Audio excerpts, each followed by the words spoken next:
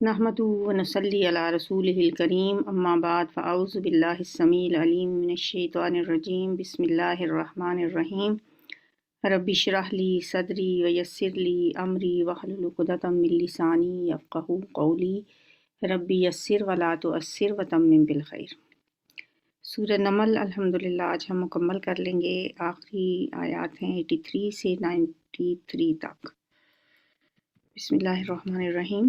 وَيَوْمَ، اور جس دن، نحشرو، ہم اکٹھا کریں گے۔ حشر ہوتا ہے اکٹھا کرنا۔ جس دن ہم اکٹھا کریں گے، من کل امتن، ہر امت میں سے، فوجن، ایک گروہ، فوج اردو میں بھی گروہ کو کہتے ہیں، ممن، ان میں سے، جو یکذبو، جھٹلاتے تھے، کذبا یکذبو، تکذیب کرنا ہوتا ہے جھٹلانا، بھی آیاتنا، ہماری آیات کو، فہم، پھر وہ، یوزعون، الگ کر لیے جائیں گے، ان کی جماعت بندی کر دی جائے گی، ان کے گروہ بنا دیے جائیں گے، ان کی درجہ بندی کی جائے گی۔ چونکہ ان سب مجرموں کے جرائم بھی مختلف درجوں کے ہوں گے، کوئی انکار کرنے میں، تکذیب کرنے میں زیادہ سخت تھا، کسی کی طبیعت میں کچھ نرمی کا پہلو تھا، کچھ تکذیب کرنے میں مذاق بھی اڑاتا تھا، لہٰذا ان کے جرائم کی نوعیت کے مطابق ان کی گروہ بندی کی جائے گی۔ اور یہ بھی اس کا مطلب ہو سکتا ہے کہ ہر گناہ کرنے والے کا ایک گروہ بنا دیا جائے گا، جیسے کچھ چور ہیں، ڈاکو ہیں، ان کے الگ گروپ بن جائیں گے، جو زانی ہیں وہ الگ گروپ ہو جائیں گے، جو شرابی ہیں، جو رشوت لینے والے ہیں۔ وَيَوْمَ نَحْشُرُ مِنْ كُلِّ أُمَّةٍ فَوْجًا مِّمَّن يُكَذِّبُ بِآيَاتِنَا۔ ظاہر ہے ہر گناہ کرنے والا اللہ کی آیات کی تکذیب تو کرتا ہے۔ اللہ کی آیات پہ اگر وہ عمل کرنے والا ہو تو پھر تو کوئی گناہ بھی نہ کرے۔ فَهُمْ يُوزَعُونَ، پھر ان کو الگ الگ کر لیا جائے گا، ان کی درجہ بندی کر دی جائے گی، جماعت بندی کر دی جائے گی۔ حتیٰ یہاں تک کہ اذا، جب، جاؤ، وہ آ جائیں گے، قالا، تو اللہ فرمائے گا، اکذبتم بآیاتی، کیا تم نے جھٹلایا تھا میری آیتوں کو؟ حمزہ استفہام، کیا، کذبتم، تم نے تکذیب کی تھی، تم نے جھٹلایا تھا، بآیاتی، میری آیتوں کو، ولم تحیطوا، واو جو ہے یہ اور والا نہیں ہے، حالیہ، حالانکہ، لم تحیطوا، نہیں تم نے احاطہ کیا تھا، احاطہ یحیط، احاطہ کرنا، اور نہیں تم نے احاطہ کیا تھا، بہا، ان کا، علماً، علم کے اعتبار سے، تم نے ان کا علمی احاطہ نہیں کیا تھا اور تم نے میری آیات کو جھٹلا دیا تھا۔ اما، یا کیا تھا، اماذا، یا کیا تھا، کن تم جو تھے تم تعملون، تم عمل کرتے، کیا تم لوگ واقعی میری آیات کو سمجھ نہیں سکے تھے، یا سمجھنے کے بعد ضد کی وجہ سے ان کا انکار کرتے رہے تھے؟ تم کیا کرتے رہے تھے؟ اللہ ان سے پوچھے گا، ان سے سوال کرے گا۔ فوقع القول علیہ، اور واقعہ ہو جائے گی بات، کون سی بات؟ عذاب کی بات، علیہم، ان پر، بما، اس وجہ سے، ظالمون، جو انہوں نے ظلم کیا تھا، ان کے ظلم کی وجہ سے ان پر عذاب کی بات واقعہ ہو جائے گی۔ فہم لا ینطقون، بس وہ بول نہیں سکیں گے، جب ان پہ حقیقت کھل جائے گی تو وہ بات نہیں کر سکیں گے، اس لیے کہ ان کے دل تو حق کی حقانیت کو جان چکے تھے، لیکن اپنی ضد کی وجہ سے، تعصب کی وجہ سے انہوں نے اس دعوت کو قبول نہیں کیا تھا۔ جیسا کہ کل بھی ہم نے وہ آیت پڑھی تھی نا، وَجَحَدُوا بِهَا، اور انہوں نے انکار کیا تھا ان آیات کا، وَاسْتَيْقَنَتْهَا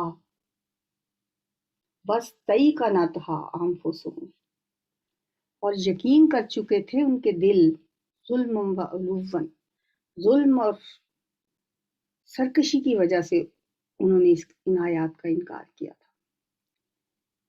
تو اب تو ان کے پاس کوئی چارہ کار نہیں ہوگا۔ دنیا میں بھی ہم دیکھیں نا کہ اگر کوئی شخص جب اس کا جرم ثابت ہو جاتا ہے تو پھر اس کے پاس بات کرنے کے لیے کچھ نہیں ہوتا۔ اس سے پہلے تو وہ انکار کرتے رہتے ہیں نا، جیسے کچھ لوگوں سے اگر کہا جائے یہ تم نے کیا، وہ کہیں گے نہیں میں نے تو نہیں کیا، صاف مکر جائیں گے، صاف جھوٹ بول دیں گے۔ لیکن یہاں بھی پھر ایسا ہوتا ہے، ان کو وہ پروفس دکھائے جاتے ہیں، ویڈیو دکھائی جاتی ہے، یہ دیکھیں تو یہ آپ ہی ہیں، پھر ان کے پاس کوئی جواب نہیں ہوتا۔ تو وہاں بھی جب رب کے سامنے ان کے سارے پول کھول دیے جائیں گے، فَهُمْ لَا يَنطِقُونَ، پھر وہ بول نہیں سکیں گے، پھر وہ بات نہیں کر سکیں گے۔ أَلَمْ يَرَوْا أَنَّا جَعَلْنَا، کیا وہ دیکھتے نہیں کہ ہم نے بنایا ہے اللیل، رات کو، لیسکنوا فیہ، ساکنہ یسکن ہوتا ہے سکون، آرام کرنا، سکون اختیار کرنا، لیسکنوا فیہ، تاکہ وہ آرام کریں اس میں، والنہار مبصرا، اور دن کو روشن بنایا۔ اللہ تعالیٰ نے انسانی ضروریات کے تحت رات کو سکون کے لیے بنایا، جبکہ دن کو معاش کا ذریعہ بنایا۔ ان فی ذلک لآیات لقوم یؤمنون، بے شک اس میں یقیناً نشانیاں ہیں ان لوگوں کے لیے جو ایمان لاتے ہیں۔ یوم، اور جس دن، ینفخ، پھونکا جائے گا، ینفخ، پھونکا جائے گا، فی الصور، سور میں، ففزع، تو گھبرا جائے گا، من فی السماوات، جو کوئی بھی آسمانوں میں ہے، ومن فی الارض، اور جو کوئی بھی زمین میں ہے، الا من شاء اللہ، مگر جسے اللہ نے چاہا، وکل اتوہ داخرین، اور سب کے سب آئیں گے اس کے پاس ذلیل ہو کر۔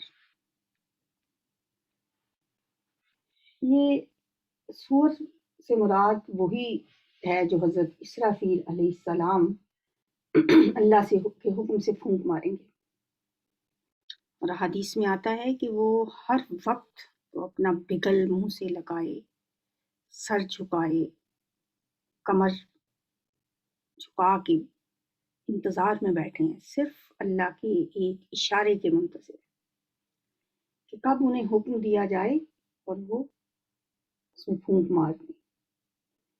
یہ نفخے 2 ہوں گے یا 2 سے بھی زیادہ ہوں گے۔ پہلا نفخہ جو ہے اس میں ساری دنیا گھبرا کر بے ہوش ہو جائے گی، اور دوسرے نفخے میں سارے کے سارے مر جائیں گے۔ پھر تیسرے نفخے میں سب لوگ قبروں سے زندہ ہو کر اٹھ کھڑے ہوں گے، جیسے سورہ یاسین میں بھی آتا ہے کہ یا ویلنا من بعثنا من مرقدنا ھذا ما وعد الرحمن وصدق المرسلون۔ وہ قبروں سے اٹھ کھڑے ہونے کا دن ہے۔ بعض مفسرین کہتے ہیں کہ ایک اور چوتھا نفخہ بھی ہوگا، اس سے سب لوگ میدان محشر میں اکٹھے ہو جائیں گے۔ اب اس سائٹ میں کون سا نفخہ مراد ہے؟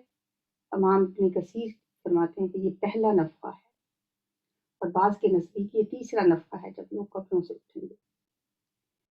اور یہ کون سے لوگ ہوں گے جنہیں اللہ تعالیٰ جو مستثنا ہوں گے، الا من شاء اللہ، بعض کے نزدیک انبیاء شہداء ہوں گے، بعض کے نزدیک یہ فرشتے ہوں گے، اور بعض کہتے ہیں سب اہل ایمان اس میں شامل ہوں گے۔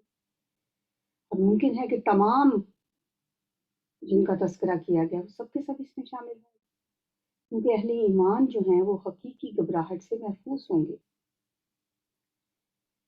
اور یہ قیامت والے دن ہوگا۔ یہ فضا اکبر جب ففازیہ سورہ انبیاء میں بھی آتا ہے لا یحزنہم الفزع الاکبر،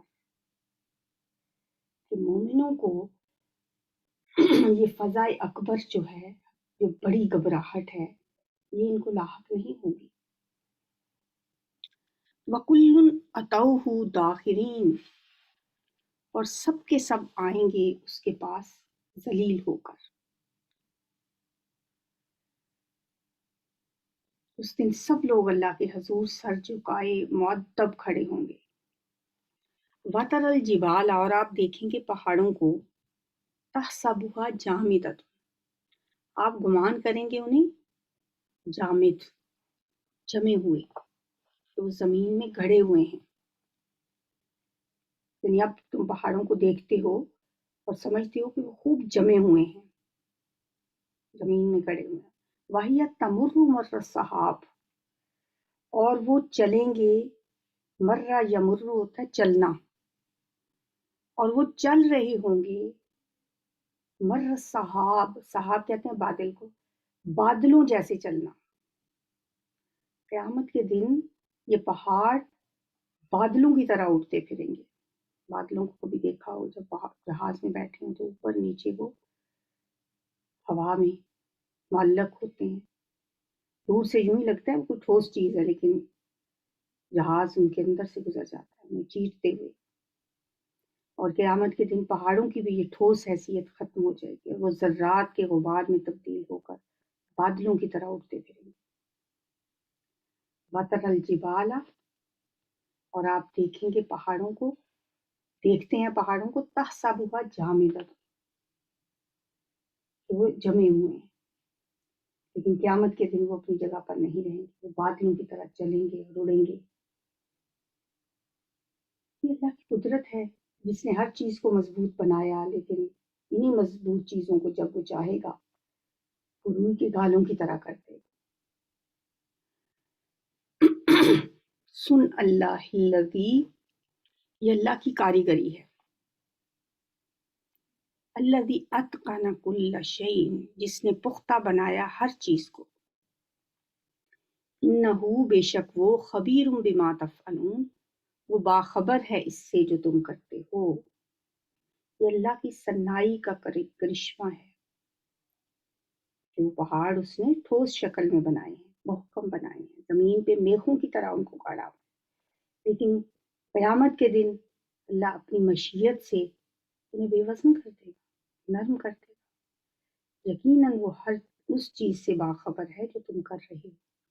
من جاء بالحسنۃ، جو آئے گا نیکی کے ساتھ، یعنی نیکی لے کر آئے گا، فَلَهُ خَيْرٌ مِّنْهَا، تو اس کے لیے بہت بہتر بدلہ ہوگا اس سے، یعنی جو نیکی اس نے کی ہوگی قیامت کے دن، جو نیکی وہ لے کر آئے گا تو اس کے لیے اس سے بہت بہتر صلہ ہوگا۔ ایک نیکی کا اجر 10 گنا بھی ہو سکتا ہے، 700 گنا بھی ہو سکتا ہے، اس سے زیادہ بھی ہو سکتا ہے۔ نیکی کا بدلہ بڑھا چڑھا کر دیا جائے گا، جیسے کہ حدیث میں بھی آتا ہے کہ انسان جب صدقہ کرتا ہے نا تو اللہ تعالیٰ اس کے صدقات کو ایسے پالتا ہے، ایسے بڑھاتا ہے جیسے تم اپنے کسی بچھڑے کو پالتے ہو۔ جتنا زیادہ کسی کا اخلاص ہوگا، اس کی نیت اچھی ہوگی، اور جس حالات میں اس نے وہ صدقہ کیا ہوگا، اللہ اسے بڑھاتے بڑھاتے احد پہاڑ کے برابر بھی کر سکتا ہے۔ سورہ بقرہ میں ہم نے پڑھا تھا کہ اس کی مثال کہ ایک گندم کے دانے کی طرح سے، جب گندم کا دانہ بویا جاتا ہے اس سے 7 سٹے تو نکلتے ہی ہیں، پھر ہر سٹے میں 100 دانے ہوتے ہیں، گندم کی جو بالیاں ہوتی ہیں ہر ایک میں 100 دانے۔ یہ صدقے کی مثال تھی، جب کوئی شخص اللہ کی راہ میں صدقہ کرتا ہے، نیکی ہے صدقہ کرنا، تو وہ اللہ 700 گنا تک بھی اس کو بڑھا سکتا ہے، چاہے تو اس کو دگنا بھی کر، اور اگر چاہے تو وہ بڑے فضل والا ہے، بڑی وسعت والا ہے، وہ چاہے تو اس سے جتنا بھی چاہے بڑھا دے۔ فَلَهُ خَيْرٌ مِّنْهَا، اس کے لیے سے بہت بہتر بدلا ہو۔ وَهُمْ مِنْ فَزَعٍ يَوْمَئِذٍ آمِنُونَ، اور وہ اس دن گھبراہٹ سے امن میں ہوں گے۔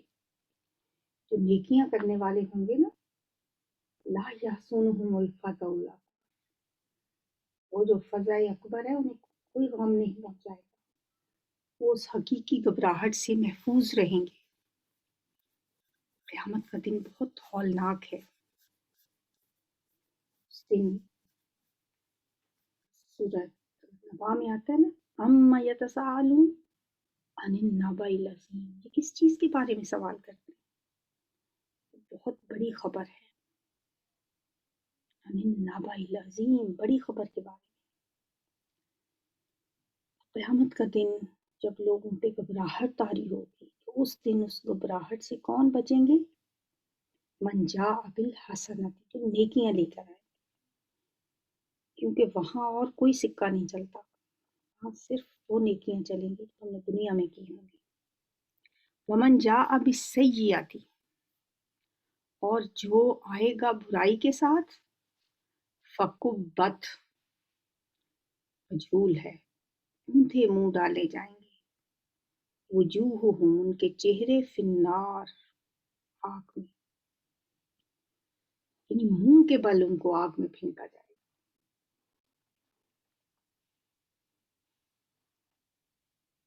حل تجزون الا ما کنتم تعملون، وہ کہا جائے گا نہیں تم بدلہ دیے جا رہے، نہیں تم سزا دیے جاؤ گے، الا ما کنتم تعملون، مگر اسی کا جو تم کرتے رہے ہو، تمہارے اپنے اعمال کا نتیجہ ہے یہ، تمہارے اپنے کیے کی سزا ہے۔ اللہ کسی پہ ظلم نہیں کرتا، تمہارے ساتھ کوئی زیادتی نہیں ہو رہی، بلکہ تمہارے اعمال کے عین مطابق تمہیں بدلہ دیا جا رہا ہے۔ جو کچھ تم نے دنیا میں کیا ہے اس کے مطابق تمہیں سزا دی جائے۔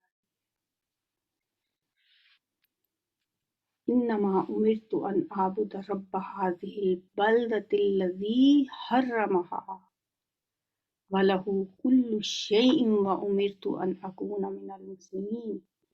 انما، بے شک، امرت، مجھے حکم دیا گیا ہے، نبی صلی اللہ علیہ وسلم سے ہی خطاب ہے، بے شک لفظ کل تو یہاں نہیں آیا، لیکن اعلان کروایا جا رہا ہے آپ سے کہ مجھے تو یہ حکم ملا ہے، ان اعبد رب هذه البلدہ، کہ میں عبادت کروں رب کی، کون سے رب کی؟ هذه البلدہ، اس شہر کے رب کی۔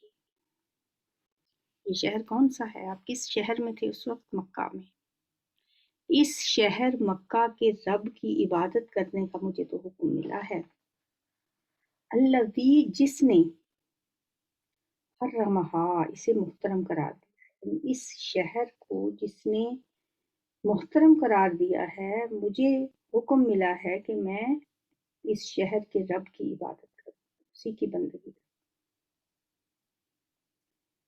اے نبی صلی اللہ علیہ وسلم، آپ ان کو اعلان کر دیں، ڈھنکے کی چوٹ پہ بتا دیں، ان پہ واضح کر دیں کہ میں کسی بت، کسی دیو کی یا کسی دیوتا کی پوجا کی نہیں کروں گا، تو تمہارے لات، منات، حبل، عزیٰ تمہیں مبارک، میں صرف اس رب کی بندگی کرتا ہوں اور اسی کی بندگی کروں گا جس نے بیت اللہ کو حرم ٹھہرایا ہے اور اس شہر کو محترم قرار دیا ہے۔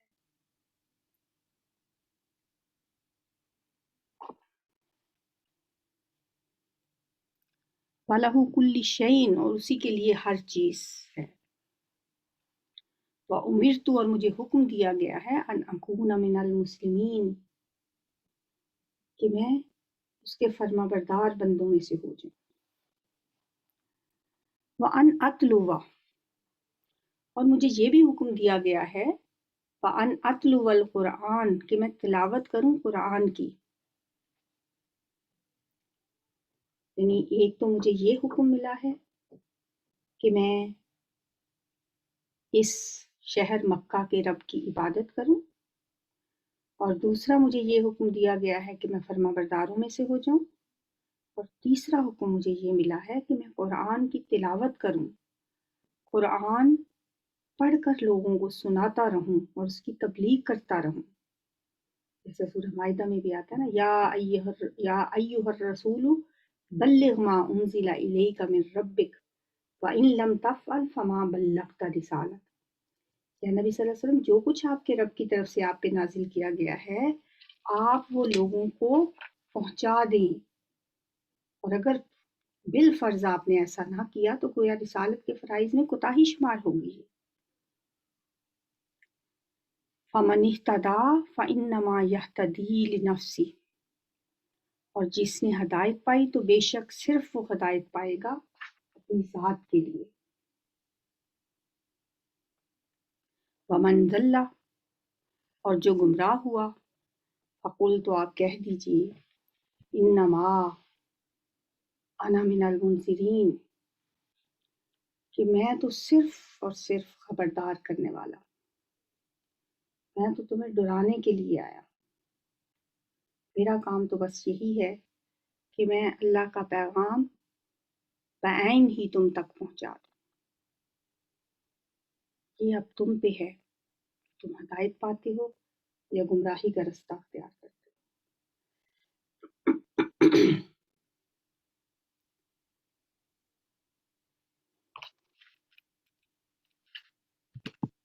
वक़ुलिल हम्दुलिल्लाह, और कह दीजिए सब तारीफ अल्लाह के लिए।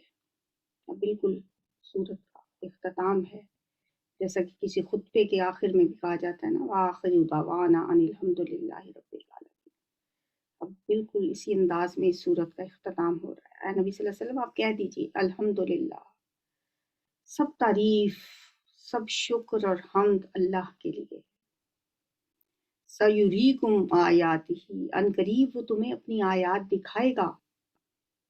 फतारिफूनहा, तो तुम उन्हें पहचान लोगे।